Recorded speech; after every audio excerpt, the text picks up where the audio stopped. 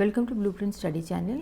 ఈ వీడియోలో మనము 2018 పేపర్ 2లో ఇచ్చిన child development and psychology CDP పేపర్ని సాల్వ్ చేస్తాము. ఈ వీడియో చూసిన తర్వాత టెలిగ్రామ్ ఛానల్లోకి వెళ్ళి బ్లూ ప్రింట్ స్టడీ ఛానల్, అందులో కొన్ని క్వశ్చన్స్, కొంచెం ఇంపార్టెంట్ పీడిఎఫ్ నోట్స్ ఉన్నాయి. Please have a look at it. ఈ సిడిపి మీరు ఎప్పుడైనా ఆబ్జెక్టివ్ టైప్ మీరు అటెంప్ట్ చేస్తున్నప్పుడు ఏదైనా క్వశ్చన్కి 4 ఆప్షన్స్ ఉన్నప్పుడు ఆల్ ద 4 ఆప్షన్స్ చదవకుండా please do not tick your answer. ఎందుకంటే ఒక్కొక్కసారి ఏమవుతుందంటే 2 ఆప్షన్స్ మనకి కరెక్ట్గా అనిపించవచ్చు, లేదా ఒక ఆప్షన్ని మనం టిక్ కొట్టిన తర్వాత అప్పుడు 4th ఆప్షన్ మే సౌండ్ బెటర్. అందుకని చెప్పి 4 ఆప్షన్స్ మీకు చాలా కరెక్ట్ 100% ఐఎమ్ ష్యూర్ అనిపించినా సరే 4 ఆప్షన్స్ చదవకుండా ఆన్సర్ని టిక్ చేయొద్దు. Now let us begin. First, the development from central part of the body towards peripheries or extremities denotes the from the central part towards peripheries or extremities. అంటే body first, బాడీలో మనకి central part of the body ఉంటుంది, లేదా like trunk అంటాం కదా, ఆ part first develop అయ్యి దాని మీద కంట్రోల్ వచ్చిన తర్వాత ఎక్స్ట్రిమిటీస్ అంటే బయట వైపు జనరలీ మనకున్నది ఫింగర్స్, వాటి మీద కంట్రోల్ మనకి తర్వాత వస్తుంది. అంటే development happens in the central part of the body first and then the development happens in the extremities. దీన్నే మనము ప్రాక్సిమో డిస్టల్ డెవలప్మెంట్ అంటాం. ప్రాక్సిమో అంటే నియర్ ద సెంటర్ అని, డిస్టల్ అంటే ఫార్దర్ అవే అని చెప్పి. లైక్ ఫర్ ఎగ్జాంపుల్, ఇప్పుడు మనము ఫిజికల్ డెవలప్మెంట్ చిన్న పిల్లలు ఉంటారు, ఇంకా పాకటం కూడా రాని పిల్లలు, లేదా కొంచెం పెరిగిన పిల్లలు ఎవరైనా చూసినా కూడా ఇన్ఫాంట్స్లో చూస్తే మనము బాడీలో కొంచెం కంట్రోల్ వస్తుంది, కానీ ఫింగర్స్ మీద వాళ్ళకి కంట్రోల్ ఉండదు. చాలా రోజుల వరకు అసలు మీరు ఇన్ఫాంట్స్ని చూస్తే అసలు వేళ్ళకి ఏదైనా ఇచ్చినా కూడా వాళ్ళు పట్టుకోలేరు, లేదా ఏదైనా పట్టేసుకుంటే వాళ్ళ పిడికిల్లోంచి మనము విడిపించలేం. That means they have no control on their extremities. లేదా ఇంకొంచెం పెరిగిన తర్వాత చూస్తే ఏదైనా క్రేయాన్ మనం పిల్లల చేతికిస్తే దాన్ని మనం పెన్నుని పట్టుకున్నట్టు పట్టుకోరు, దాన్ని గ్రాస్ప్ అంటాం, ఊరికే ఒక ఉడుం పట్టులాగా పట్టేసుకుంటారు దాన్ని. కొన్ని రోజుల తర్వాత ఇంకొంచెం డెవలప్ అయిన తర్వాత అప్పుడు క్రేయాన్ని ఒక పెన్సిల్ లాగా, ఒక పెన్నులాగా ఎలా పట్టుకోవాలి అన్నది వస్తుంది. అది ఎందుకు వస్తుంది? ఎందుకంటే అప్పటికి వాళ్ళకి ఫింగర్స్లో డెవలప్మెంట్ వచ్చిందనమాట. సో ప్రాక్సిమో డిస్టల్ డెవలప్మెంట్ అంటే growth of the body parts occurs from the centre of the body to outwards. So the answer for this question is central part towards peripheries or extremities అంటే principles of proximo distal development. Second question, school is an institution of socialisation of children where. స్కూల్లో ఏంటి అసలు important? School చిల్డ్రనా, రొటీన్సా, యాక్టివిటీసా, టీచర్సా? Of course school teachers చాలా pivotal role, చాలా ఇంపార్టెంట్ రోల్ ఉంటుంది. Plus school is related to children. Routines అనేవి రూల్స్, ఈ టైంకి బెల్ కొట్టినప్పుడు లోపలికి వెళ్ళాలి, లేదా యూనిఫామ్ వేసుకుని రావాలి, లేదా లైన్లో నడవాలి, ఇవన్నీ రొటీన్స్ కిందకు వస్తాయి. కానీ యాక్చువల్లీ పిల్లల కోసం మనం స్కూల్లో మెయిన్గా కాన్సన్ట్రేట్ చేసేది ఏంటి? పిల్లల కోసం మనం కాన్సన్ట్రేట్ చేసేది వాళ్ళ లెర్నింగ్ ఎలా జరగాలి, లేదా వాళ్ళ ఇంటర్పర్సనల్ రిలేషన్షిప్ని మనం ఎలా పెంచాలి, లేదా సోషల్ ఇంటరాక్షన్ ఎలా పెంచాలి, ఎక్స్ట్రా కరిక్యులర్ యాక్టివిటీస్ ఏం ప్లాన్ చేయాలి, లేదా వాళ్ళకి ఏం స్పోర్ట్స్, ఏం ప్లే, ఏజ్ని బట్టి ఏం ప్లాన్ చేయాలి. This is the centre around which we plan everything for children in a school. So school is an institution of socialization of children where అన్నప్పుడు అన్నిటికంటే ఇంపార్టెంట్ స్కూల్ యాక్టివిటీస్ ఆక్యుపై అవుతాయి. So the answer is 3. School activities occupy the central position. Third question, if you join a teacher fraternity అంటే brotherhood లేదా ఒక group లాగా, and choose to dress like most of the others in your group, you are exhibiting. అందరూ ఒకలాగా తయారవుతుంటే మనం ఇంకోలాగా తయారై రావటం కాకుండా వాళ్ళని చూసి చలో మనం కూడా అలానే తయారై వద్దాము, ఒకలాగా ఉంటాము అన్నట్టు, దాన్ని ఏమంటారు? దాన్ని గ్రూప్ ఐడెంటిటీ అంటారా, ఒబీడియన్స్ అంటారా, కంప్లయన్స్ అంటారా, కన్ఫర్మిటీ అంటారా? నా అసలు ఈ 3 వర్డ్స్కి డిఫరెన్స్ ఏంటో చూద్దాం. గ్రూప్ ఐడెంటిటీ అంటే it is a sense of belonging, లేదా we want to identify with the group. Obedience అంటే ఏవైతే కమాండ్స్ లేదా ఇన్స్ట్రక్షన్స్ ఉంటాయో వాటిని మనం ఫాలో అవ్వటాన్ని మనం ఒబీడియన్స్ అంటాం. కంప్లయన్స్ అంటే స్కూల్లో ఏవైతే మనకి రెగ్యులేషన్స్ లేదా స్టాండర్డ్స్ అవి ఏవైతే ఆల్రెడీ సెట్ ఉంటాయో వాటిని మనము అలానే చేయటాన్ని మనం కంప్లయన్స్ అంటాం. కన్ఫర్మిటీ అనేది ఇట్ ఈస్ వాలంటరీ లేదా చూసింగ్ ఆర్ విల్లింగ్నెస్. మనము కావాలని చెప్పి మనము వాలంటరీగా ఏదైనా చూస్ చేసుకుంటే దాన్ని మనం కన్ఫర్మిటీ అంటాం. So now if you read the question again, if you join a teacher fraternity and choose to dress like most of the others in your group, you are exhibiting conformity. Fourth question, the concept of object permanence is attained during Piaget's dash stage of development: sensory motor, pre-operational, concrete operational, formal operational. Object permanence అంటే కళ్ళ ముందు ఉన్నప్పుడు ఉంది object, కళ్ళ ముందు నుంచి దాన్ని మనం మాయం చేసేసినప్పుడు అది లేదు. లేదా ఆబ్జెక్ట్ పర్మనెన్స్ అంటే కళ్ళ ముందు నుంచి మాయం చేసిన తర్వాత కూడా that object is still existing అనేది object permanence. Okay, sorry, first నేను ఎక్స్ప్లెయిన్ చేసిన sentence it was wrong, the language was wrong. So object permanence అంటే మన కళ్ళ ముందు ఉన్నప్పుడే కాకుండా కళ్ళ ముందు నుంచి మనము దాన్ని దాచేసినప్పుడు కూడా ఉండటమే ఆబ్జెక్ట్ పర్మనెన్స్ అని చెప్పి అంటాం.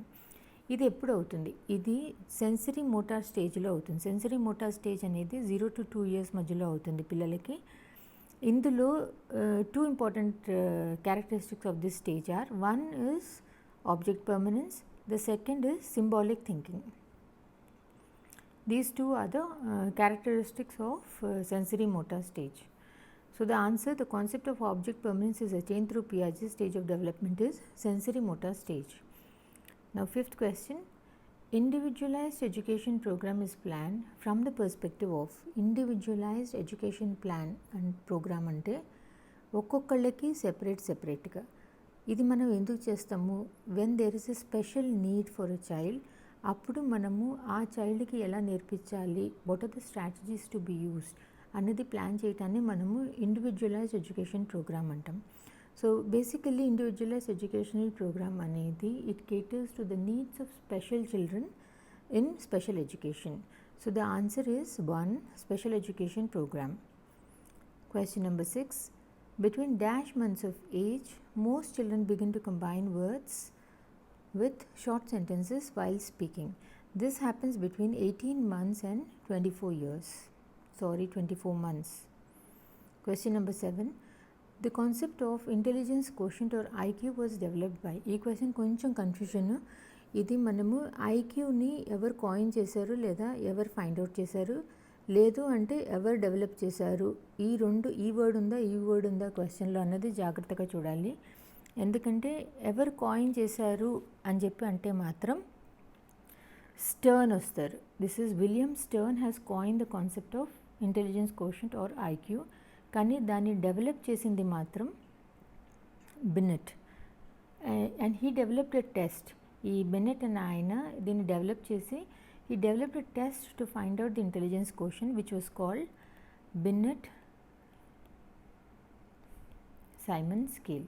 Okay, so confuse avaddu. Who coined intelligence quotient ante Stern అని చెప్పి అనాలి. Who developed intelligence quotient ante Binet అని చెప్పి రాయాలి. 8th question, creativity is thought to be related to the concept of fluid intelligence, crystallized intelligence, convergent thinking, divergent thinking. ఈ 2 concepts చాలా important. What is convergent thinking, what is divergent thinking? First convergent thinking చూద్దాం. Convergent thinking అంటే logical రీజనింగ్తో అన్ని solutions చూసిన తర్వాత we're arriving at a well defined single solution for a problem. దీన్ని మనము కన్వర్జెంట్ థింకింగ్ అంటాం.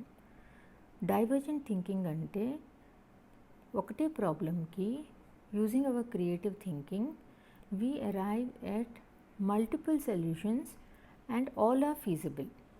దీన్ని మనము డైవర్జెంట్ థింకింగ్ అంటాం. దీనివల్ల ఏంటంటే మనకి ఒకటే ప్రాబ్లంకి there are different types of solutions అన్న ఆలోచన this comes out of creative thinking.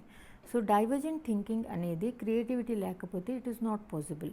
So the answer for this question is creativity is thought to be related to the concept of divergent thinking. Ninth question, the acceptable sound combinations of a language are specified in its rules. Sound combinations అంటే phonological, అంటే ఏ లెటర్ని ఎలా pronounce చేయాలి, ఏ వర్డ్లో ఎలా pronounce చేయాలి, లేదా రెండు different లెటర్స్ని combine చేసినప్పుడు ఏం సౌండ్ రావాలి, ఇవన్నీ these are rules and regulations which are already set. దాన్ని మనము ఫోనెటిక్స్ లేదా ఫోనోలాజికల్ కింద వస్తాయి. So the option is phonological. The position where thought patterns are influenced by language is called cultural tendency, linguistic determination, cognitive bias, socio-linguistic genesis. Where thought patterns are influenced by language, it is called linguistic determination. Linguistic determination అనేది మనము Sapir-Whorf hypothesis అని కూడా అనొచ్చు. Linguistic determination is also called Sapir-Whorf hypothesis. ఇందులో ఏంటంటే language మనకి ఎంత బాగా వచ్చు లేదా లాంగ్వేజ్లోనే రిచ్నెస్ ఎంత ఉంది అన్నది మన థాట్స్ లేదా మన కాన్సెప్ట్ అండర్స్టాండింగ్ లేదా మన బ్రెయిన్లో నడుస్తున్న కాగ్నిటివ్ ప్రాసెసెస్ని చాలా వరకు ఎఫెక్ట్ చేస్తాయి. ఎంత బాగా మనకి ఆ లాంగ్వేజ్ వస్తే అంత బాగా ఆ కాన్సెప్ట్ మనకి అర్థమయ్యే ఛాన్స్ ఉంటుంది. కొన్ని లాంగ్వేజెస్లో మిగతా లాంగ్వేజెస్ కంటే వొకాబులరీ కూడా వేరేగా ఉంటుంది. లైక్ ఒక్కటే కాన్సెప్ట్ని కొన్ని లాంగ్వేజెస్లో ఒక వర్డ్తోనే ఎక్స్ప్లెయిన్ చేయొచ్చు, కొన్ని లాంగ్వేజెస్లో అదే కాన్సెప్ట్కి వాళ్ళు డిఫరెంట్ కాంటెక్స్లో డిఫరెంట్ వర్డ్స్ ఉండొచ్చు. that helps or that improves our thought pattern. So the answer for this is linguistic determination. Question number 11. Ravi repairs appliances by testing hypothesis about the cause of the malfunction based on his experiences with the symptoms. Ante he is repairing the appliances only by his experience and by looking at the symptoms. Ante gani open చేసి దాంట్లో ఏం problem ఉంది అని చెప్పి check చేయటం కాకుండా already అతనుకున్న previous experience లేదా accumulated knowledge ఏదైతే అతని దగ్గర ఉందో దాన్ని వాడుకుని సిమ్టమ్స్ని చూసి ఈ అప్లయన్స్లో ఈ ప్రాబ్లం ఉంది అని చెప్పి చూడటాన్ని హ్యూరిస్టిక్స్ అంటారు. So heuristic is basically short cut method అనమాట. ప్రాబ్లమ్ సాల్వింగ్కి it is a short cut method for problem solving. ఇందులో ప్రీవియస్ ఎక్స్పీరియన్స్ లేదా రూల్ ఆఫ్ థమ్ లేదా జనరల్ గైడ్ లైన్స్ లేదా మనకు ఆల్రెడీ ఇంతకు ముందు నుంచి ఉన్న అక్యుములేటెడ్ నాలెడ్జ్ ఇలా ఎక్స్పర్టైజ్ వాడి ఎడ్యుకేటెడ్ గెసెస్ చేసి సిమ్టమ్స్ని బట్టి మనము దాని ప్రాబ్లం చెప్పటాన్ని లేదా ప్రాబ్లమ్ని సాల్వ్ చేయటాన్ని హ్యూరిస్టిక్స్ అంటాం. లైక్ ఫర్ ఎగ్జాంపుల్ మనం ఒక డాక్టర్ దగ్గరికి వెళ్ళి ఏవో 3-4 సిమ్టమ్స్ చెప్తాం, నాకు ఇలా ఉంది అని. సడన్లీ డాక్టర్ మీ కిడ్నీలో స్టోన్ ఉందమ్మా అని చెప్పి అప్పుడు టెస్టులు రాసి టెస్ట్కి పంపించి కన్ఫర్మ్ చేస్తారు. So just listening to our symptoms because of his own experiences, he is able to tell you what your problem is. దాన్నే మనము హ్యూరిస్టిక్స్ కింద తీసుకుంటాం. Question number 12. Divya often divides the assigned job into small tasks which she can handle easily. She is using reductionism, secondary elaboration, sub-goal analysis, functional fixedness. ఒక job దివ్యాకు ఒక job ఇస్తే దాన్ని small task లేదా చిన్న పనులుగా చేసి దాన్ని షీఈస్ ఏబుల్ టు హ్యాండిల్. దీన్ని sub goal analysis అంటారు. Sub goal analysis is also a problem solving strategy.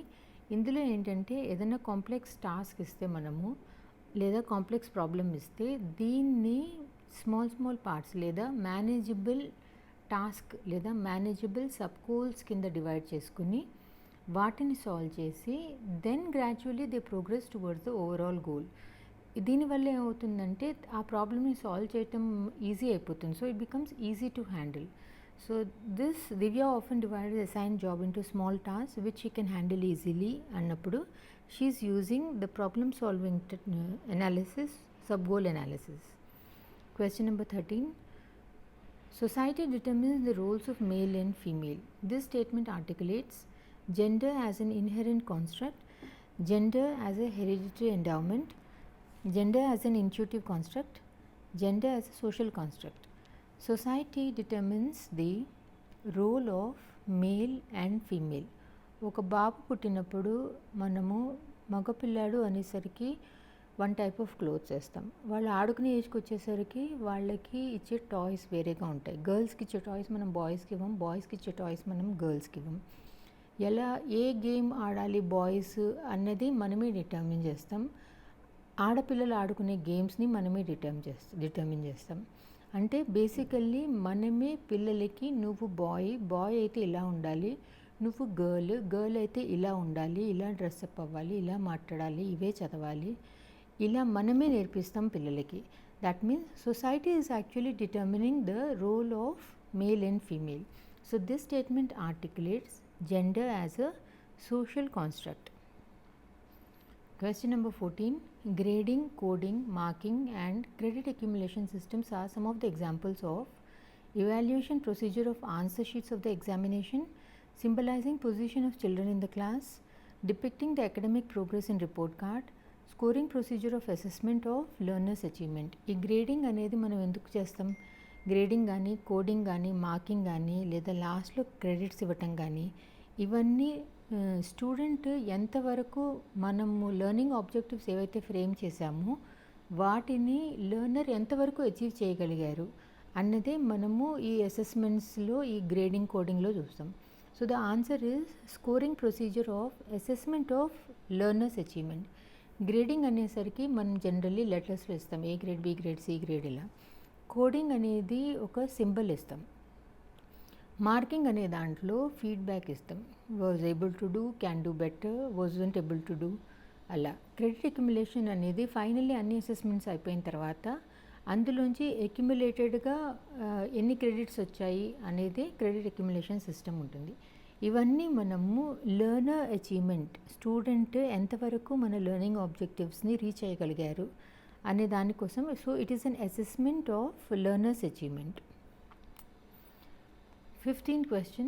Assessment of learners achievement helps the teachers to. చిల్డ్రన్ని మనము అసెస్ చేసినప్పుడు how does it help the teachers? ఇది question. Assessment of learners achievement helps the teachers to maintain the performance record of learners, evaluate the effectiveness of pedagogy, make ability grouping of learners in the classroom, prepare activity log for teaching. Actually assessment చేసినప్పుడు టీచర్స్కి అన్నిటికంటే first తెలిసేది ఏంటి? అసలు స్టూడెంట్స్కి మార్కులు, వాళ్ళకు వచ్చిన మార్కులు చూసి మనకి అసలు పిల్లలకి మనం నేర్పించింది అర్థమైందా, అర్థం కాలేదా అన్నది ముందు మనకు అర్థమవుతుంది. మనం ఏదైతే ఇన్స్ట్రక్షనల్ స్ట్రాటజీస్ యూజ్ చేసి పిల్లలకి నేర్పించామో అది అసలు రీచ్ అయిందా లేదా పిల్లలకి, ఇది మనం ఒక అసెస్మెంట్ పెట్టినప్పుడు మనకి అర్థమైపోతుంది. సో బేసికల్లీ మన ఎఫెక్టివ్నెస్ లేదా మన పెడగాగీ ఎఫెక్టివ్నెస్ లేదా మన ఇన్స్ట్రక్షనల్ స్ట్రాటజీస్ ఎఫెక్టివ్నెస్ మనకి అసెస్మెంట్ ద్వారా తెలుస్తుంది. సో దాన్ని బట్టి టీచర్స్ అదే టాపిక్ని మనము జనరలీ రీవిజిట్, మనం మళ్ళా పిల్లలకి అదే టాపిక్ నేర్పించి మళ్ళీ అసెస్ చేస్తూ ఉంటాం. So assessment of learners achievement helps the teachers to evaluate the effectiveness of pedagogy. Inclusive education is based on the principle of social equilibrium, equity and equal opportunities, social existence and globalization, world brotherhood. Inclusive education అనే దాంట్లో children ఎవరైతే special నీడ్స్తో ఉంటారో and other children అందరినీ కలిసి మనము ఒకటే class రూమ్లో కూర్చోబెడతాము. కానీ ఎవరైతే స్పెషల్ నీడ్స్ చిల్డ్రన్ ఉంటారో వాళ్ళకి స్పెషల్ స్ట్రాటజీస్ ద్వారా వాళ్ళ నీడ్స్ని ఫుల్ఫిల్ చేసేందుకు కూడా మనము అదే క్లాస్లో provide resources. So inclusive education అన్న దాంట్లో are actually giving equal opportunities to all children regardless of their abilities or disabilities or differences. So the answer for this is inclusive education is based on the principle of equity and equal opportunities. Question number 17. The Rights of Persons with Disabilities Act has been enacted in the year 2016. ఇది కూడా కొంచెం జాగ్రత్తగా చూడండి. ఇది 2016లో వచ్చింది, కానీ initially అసలు special needs children కోసం అని చెప్పి ఒక యాక్ట్ 1995లో వచ్చింది. ఈ 1995లో వచ్చిన యాక్ట్ని the persons with disabilities, equal opportunities, protection of rights and full participation act అని చెప్పి అన్నాం. దీని నుంచి 2016లో వచ్చింది ఈ act, the rights of persons with disabilities act అనేది 2016లో వచ్చింది. సో ఇనిషియలీ 1995లో వచ్చింది the persons with disabilities equal opportunities protection of rights and full participation act. 2016లో వచ్చింది rights of persons with disabilities act. Question number 18. Children with individual differences should be taught in a school having teachers to teach in different sections of classrooms based on their individual differences, trained to use different pedagogy to meet their diverse learning needs, trained to teach children with specific individual differences, trained to make them homogeneous learners. Children with individual differences should be taught in a school having teachers అంటే టీచర్స్కి ఏం రావాలి, different types of children ఉంటారు ఒకటే క్లాస్లో, అలాంటి స్కూల్లో మనము నేర్పిస్తున్నప్పుడు సో డైవర్స్ చిల్డ్రన్ ఉన్న చోట టీచర్స్కి ఏం రావాలి. Teachers should be trained to use different pedagogy to meet their diverse learning needs అంటే they should be able to adapt, ఏ పిల్లలకి ఏం నీడ్ ఉంది అన్నది ఫస్ట్ ఐడెంటిఫై చేయగలగాలి, చేసి వాళ్ళని అకాడమికల్లీ అండ్ సోషల్ లేదా ఎమోషనల్లీ వాళ్ళని సపోర్ట్ చేయగలగాలి. ఎందుకంటే ఒకటే క్లాస్లో మనకి we will have different types of learners with different learning styles, లేదా ఎబిలిటీస్ డిఫరెంట్ ఉండొచ్చు, స్ట్రెంగ్స్ డిఫరెంట్ ఉండొచ్చు, ఛాలెంజెస్ డిఫరెంట్ ఉండొచ్చు.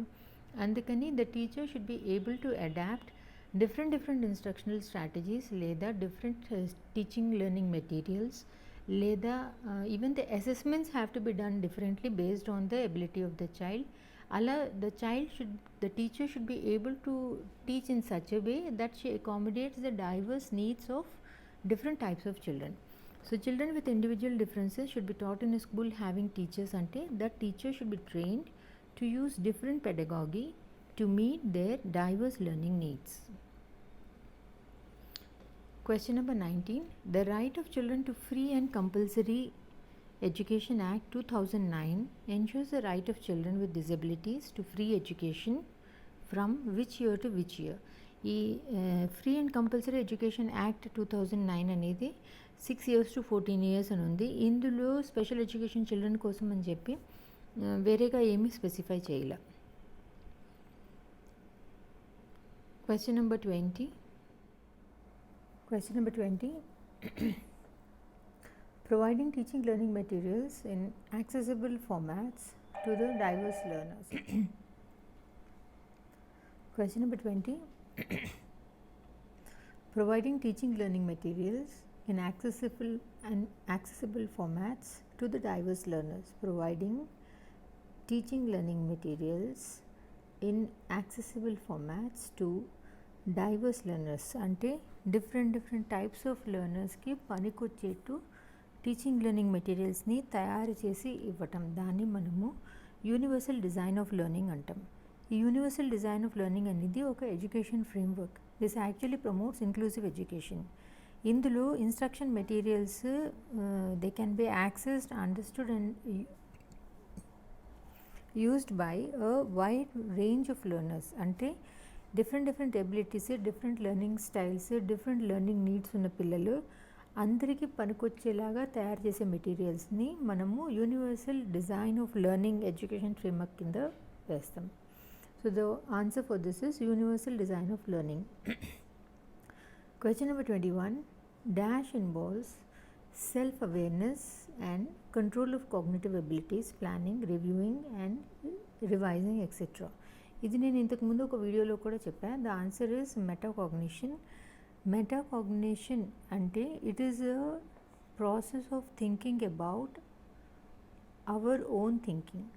అంటే మన గురించి మనము ఆలోచించటం, అంటే మన ఆలోచనలు ఎలా ఉన్నాయి, లేదా మన స్ట్రెంగ్స్ ఏంటి, మన వీక్నెసెస్ ఏంటి, లేదా మనకి ఏ లెర్నింగ్ స్ట్రాటజీ బెటర్గా సూట్ అవుతోంది, లేదా మన టైం మేనేజ్మెంట్ మనం ఎలా మార్చుకోవాలి so that hour productivity is more. ఇలా మన గురించి మనకున్న అవేర్నెస్ని మనము మెటాకాగ్నిషన్ అంటాం. Question number 22.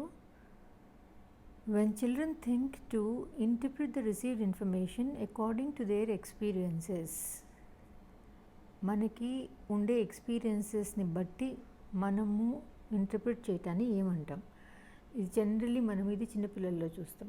చిన్నపిల్లల్లో ఓన్లీ వాళ్ళ కళ్ళకి ఏం కనిపిస్తుంది, లేదా వాళ్ళేం విన్నారు, లేదు అంటే వాళ్ళ ఓన్ ఎక్స్పీరియన్సెస్ దాన్ని బట్టి మాత్రమే వాళ్ళు ఏదన్నా అర్థం చేసుకోగలరు. అంతేగాని ఇమాజినేషన్లో ఇలా ఉంటుందేమో అని మనం చెప్పినా కూడా చిన్నపిల్లలకి అర్థం కాదు. So they actually interpret information only on their experiences or what they see or what they hear. దాన్ని మనము కాంక్రీట్ థింకింగ్ అంటాం. Question number 23. Teaching learners at varying levels of difficulty based on the ability of individual learner. Teaching learners at varying levels of difficulty based on the ability of the individual learner. Ante we have different learning styles, different learning needs ఉంటాయి కాబట్టి ఎవరి లెవెల్ని బట్టి లేదా ఎవరి నీడ్ని బట్టి మనము differentiate చేసి టీచ్ చేయగలగటాన్ని డిఫరెన్షియేటెడ్ ఇన్స్ట్రక్షన్ అంటాం. Question number 24. Maintenance is the specific stage of learning which is antecedent to the dash stage of learning. Stages of లెర్నింగ్లో మనం అన్నిటికంటే ఫస్ట్ ఏదైనా నాలెడ్జ్ని లేదా ఏదైనా స్కిల్ని ఫస్ట్ నేర్చుకుంటాం. That means it is the initial process అన్నమాట. Initial process of acquiring a knowledge or skill. Acquiring of knowledgeని మనము acquisition అంటాం.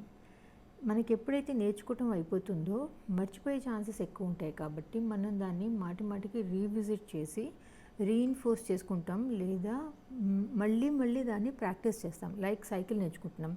సైకిల్ ఒకరోజు నడిపించిన తర్వాత రాదు. అందుకని చెప్పి మెల్లిమెల్లిగా మనం రోజు నడిపిస్తున్న కొద్దీ ఒక 15-20 డేస్లో మనకి ఆ సైకిల్ నడిపించడం బాగా వచ్చేస్తుంది. సో ఆ స్టేజ్ ఏదైతే ఉంటుందో, ఎందులో అయితే we engage in activities which help in retaining or reinforcing what we have learned, దాన్ని మనము మెయింటెనెన్స్ అంటాం.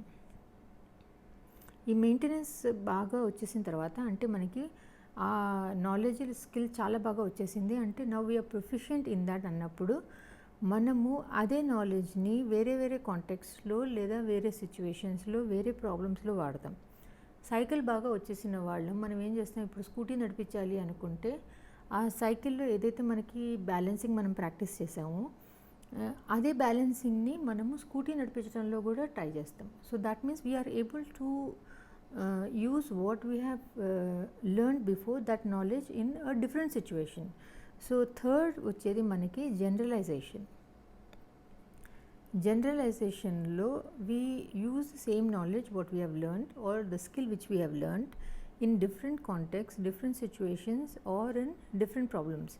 అంటే యాక్చువల్లీ మనం ఎప్పుడైతే జనరలైజేషన్ చేస్తున్నామో we are able to demonstrate a deeper understanding or we are able to apply that knowledge or skill in some other place or some other context. Now let us go back to the question. ఇందులో ఇంకో 2 words గుర్తుపెట్టుకోవాలి.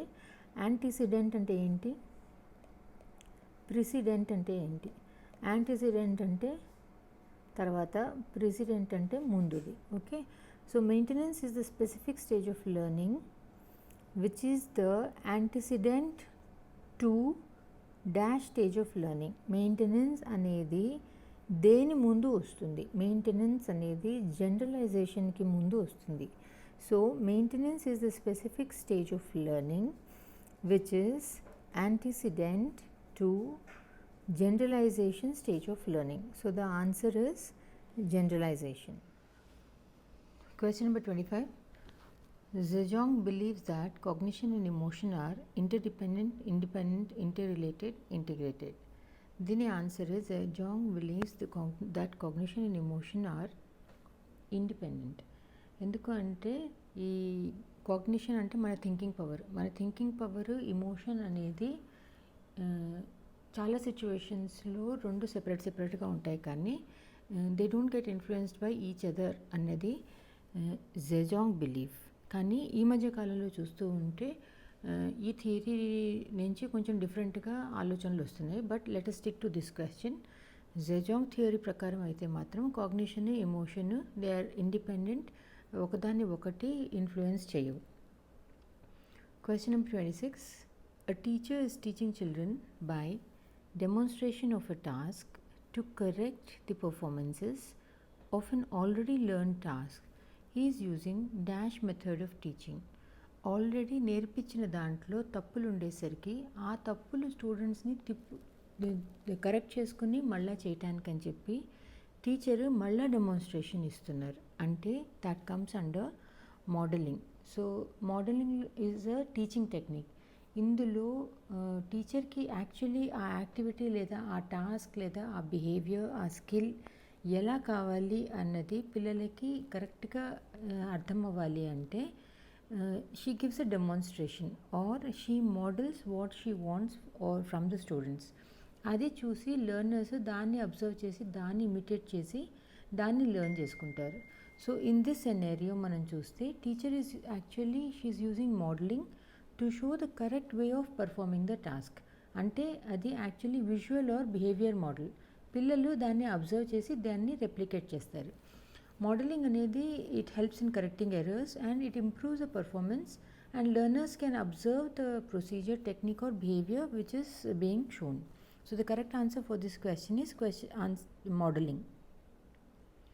Question number 27. According to Mann and Janice, decision maker children analyze the problem, list the alternatives and weigh each option for its advantages and disadvantages. Analyze the problem, list the alternatives, weigh each option for its advantages and disadvantage అనేది it's logical thinking. ఏ పిల్లల్లో అయితే ఈ logical thinking ఎక్కువ ఉంటుందో వాళ్ళే ఇది చేయగలరు. ఇందులో the correct answer is vigilant. Vigilant అంటే అటెంటివ్, బీయింగ్ వాచ్ఫుల్, లేదా సరిగ్గా థరో ఎగ్జామిన్ చేసి ఇవాల్యుయేషన్ చేసి అప్పుడే వాళ్ళు డెసిషన్ తీసుకుంటారు. So the answer here is vigilant. Question number 28. In dash thinking, a child as a problem solver evaluates the truth or likelihood of or statements. ఇందాక ముందు క్వశ్చన్లో క్వశ్చన్ నెంబర్ 27లో చెప్పినట్టే evaluating the truth or likelihood of statements అనేది you can only do when you have logical thinking. ఈ logical thinking అనేది it's problem solving capacity. దీంట్లో ఏదన్నా truth లేదా ఏదన్నా స్టేట్మెంట్ వాళ్ళు చెప్పినట్టు యాక్సెప్ట్ చేయకుండా, లేదా to find out the credibility of the information, అంటే అసలు ఇది ఎంతవరకు నిజం, అవతల వాళ్ళు చెప్తున్న మాటల్లో నిజం ఎంత ఉంది అన్నది వాళ్ళు అనలైజ్ చేసి రీజన్ చేసి లాజికల్ ప్రిన్సిపల్స్ రూల్స్ ఇవన్నీ వాళ్ళ కాగ్నిటివ్ థింకింగ్లో వాళ్ళు అప్లై చేసి క్రిటికలీ దాన్ని అసెస్ చేసి అప్పుడే వాళ్ళు they come to a solution whether what the other person is telling the truth or whether the statement is credible or not. So in this question the answer is, in logical thinking a child as a problem solver evaluates the truth or likelihood of statements. Question number 29. The task in which children get experience while enjoying themselves is known as consumer type task. Consumer type task అంటే playful activities లాగా అనమాట.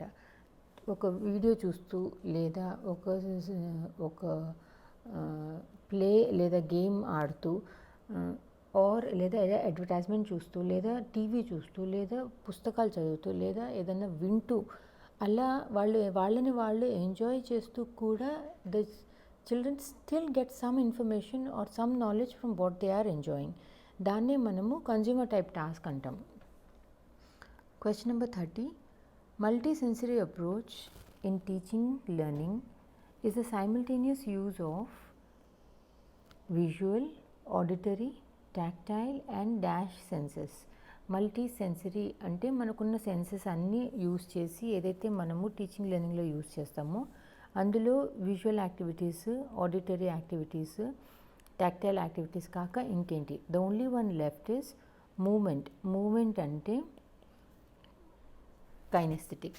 దీనివల్ల ఏమవుతుందంటే మనం multi sensory approach వాడినప్పుడు the learning becomes very interesting, plus it helps in retention and reinforcement of what they have learned. So it actually enhances learning in much bigger way than just being a passive learner. సో ఈ questions అన్నీ చూసిన తర్వాత please go to Telegram ఛానల్లో I have given many other questions quiz ఫామ్లో. Time limit is 30 seconds. ఎవరు ఎంత attempt చేశారు ఇలాంటివి ఏం రావు. It is anonymous quiz. You can just attempt to see whether you are able to solve the questions as well as whether you are able to answer the question in 30 seconds. So the link to the Telegram channel is given in the description box. You can just have a look at it.